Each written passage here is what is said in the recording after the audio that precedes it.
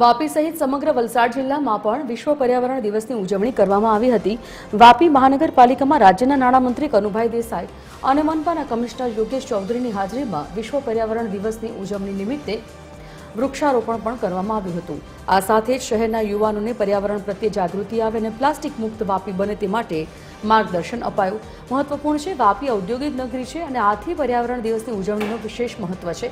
આજે એ કાર્યક્રમમાં શહેરના યુવાનોએ પ્લાસ્ટિક નહીં વાપરવા અને પર્યાવરણના જતન કરવાના શપથ લીધા હતા।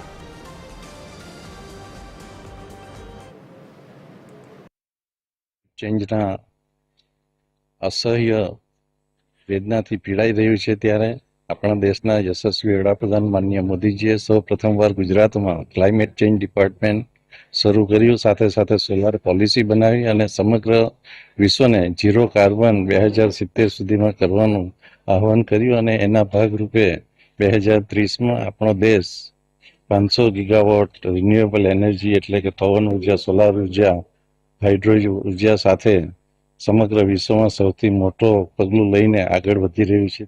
શરૂઆત અમે અમારા ઓફિસથી કરી છે। અમે અમારા ઓફિસમાં જે જનરલી મિટિંગ્સમાં સિંગલ યુઝ પાણીની બોટલ્સ યુઝ કરતા હતા એ અમે બેન કરી છે અને બધા સ્ટાફ માટે સ્ટીલ બોટલ્સ આજે બધાને આપી છે। આ રીતે અમે બધાની રિક્વેસ્ટ છે કે પોતાની ઇન્ડસ્ટ્રીમાં, કોમર્શિયલ એસ્ટેબ્લિશમેન્ટમાં, સ્કૂલ્સમાં બાળકોને, સ્ટુડન્ટ્સને અને કામ કરતા એમ્પ્લોઈઝને બધા સ્ટીલ બોટલ કે બ્રાસ બોટલ આ પ્રકારની રિયુઝેબલ બોટલ્સ વાપરે અને સિંગલ યુઝ પ્લાસ્ટિકને બંધ કરે। સિંગલ યુઝ પ્લાસ્ટિક સૌથી મોટી પ્રોબ્લેમ છે। આપણે ઓફિશિયલી બેન થવા છતાં આપણને ખબર છે કે માર્કેટમાં ખુલ્લેઆમ વેચાય છે।